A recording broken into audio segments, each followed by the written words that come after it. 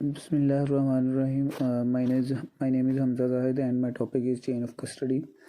Chain of custody में सबसे पहले ये आ जाता है कि ये एक प्रोसेस है एज अ चेन। जैसे चेन के साथ कड़ी मिलती है तो एक चेन बनती है।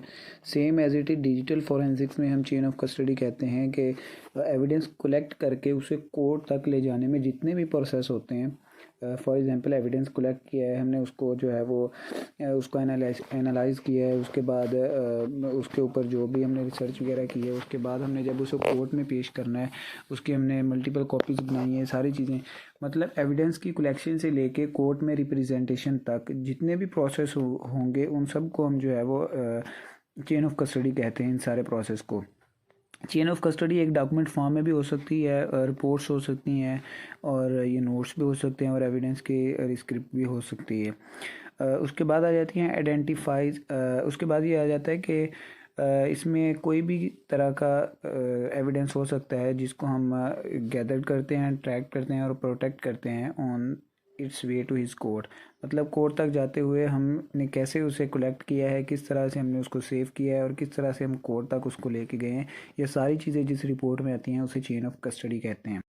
इसमें एक पॉइंट और भी ऐड हो जाता है कि क्योंकि इसमें एवरी एक सिंगल चेंज भी जो होता है ना वो एविडेंस के अंदर वो भी इसके अंदर रिकॉर्ड हो जाता है। तो फॉर एग्जांपल अगर एविडेंस हमने कलेक्ट किया है और जब कलेक्ट किया था तब उसकी प्रॉपर्टीज़ और थी और जब हम कोर्ट में लेके गए हैं देन उसकी प्रॉपर्टीज़ में माइनर सा भी अगर चेंज आ जाए एविडेंस में और अब जो है वो चेन ऑफ कस्टडी ब्रोकन हो जाती है वहाँ पे, मतलब एविडेंस के अंदर कोई फ्लक्चुएशन आ गई है तो वो पूरी जो एंटायर एविडेंस है उसको भी वो नलीफाई कर देगा।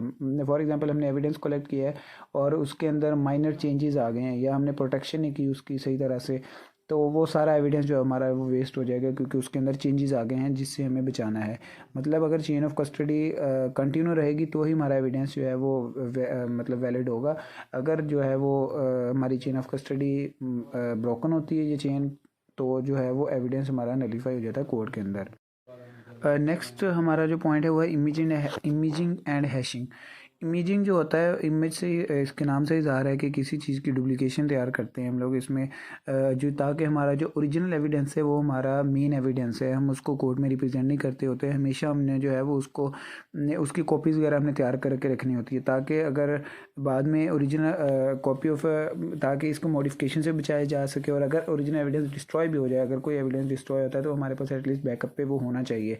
तो ये सारी चीज़ें इमेजिंग और हैशिंग में आ जाती हैं। इमेजिंग में हम वो प्रोसेस है जिसमें बिट बाय बिट कॉपी करते हैं उस सारे एविडेंस को, चाहे वो स्टोरेज डिवाइसेस हैं, यूएस ड्राइव है, मेमोरी कार्ड्स वगैरह या जो भी चीज़ें हमें डिजिटल एविडेंस मिला है उस सब को हमने कॉपी करना है, उसकी कॉपीज़ तैयार करनी है, उस ये प्रोसेस आ जाता है इमेजिंग में। और हैशिंग वो टेक्निक है जिसको हम यूज़ करते हुए दोबारा से हम वो एविडेंस हासिल करते हैं और ये चीज़ देखते हैं कि क्या जो ओरिजिनल एविडेंस है और जो हमने उसकी कॉपीज़ तैयार की थी उनके अंदर को डिफरेंस तो नहीं आया। अगर दोनों में ज़रा सा भी डिफरेंस आ जाता है वो हैशिंग के ज़रिए हमें पता चल जाता है, तो फिर वो जो एविडेंस है वो डिस्ट्रॉय हो जाएगा, वो एविडेंस जो है वो काबिल कबूल नहीं होगा क्योंकि उसके अंदर माइनर से चेंजेस आ रहे हैं। इसके लिए हम MD5 यूज़ करते हैं और SHA-1 इसको हम यूज़ करते हैं। इसको इसलिए यूज़ करते हैं क्योंकि हमने जो वैल्यूज़ होती हैं हैश वैल्यूज़ उसको देखते होते हैं कि क्या ओरिजिनल एविडेंस की हैश वैल्यू और बाद में जो उसकी इमेज क्रिएट की उसकी हैश वैल्यू सेम है या नहीं। अगर हैश वैल्यू सेम नहीं होगी तो इसका मतलब एविडेंस हमारा जो काबिल कबूल नहीं होगा। अगर हैशिंग वैल्यू सेम होगी तो इसका मतलब होगा हमारा एविडेंस जो है उसमें चेंजेस नहीं है और वो काबिल कबूल होगा कोर्ट के अंदर। ये दो माइनर से टॉपिक्स है।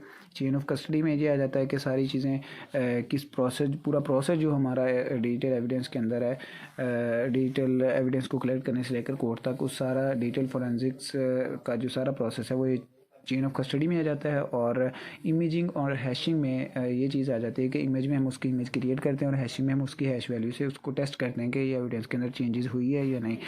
क्योंकि अगर एविडेंस के अंदर चेंजेस होंगी तो वो हमारा एविडेंस लॉस हो जाएगा, हम उसके ऊपर कोई भी मज़ीद तहकीकात नहीं कर सकते।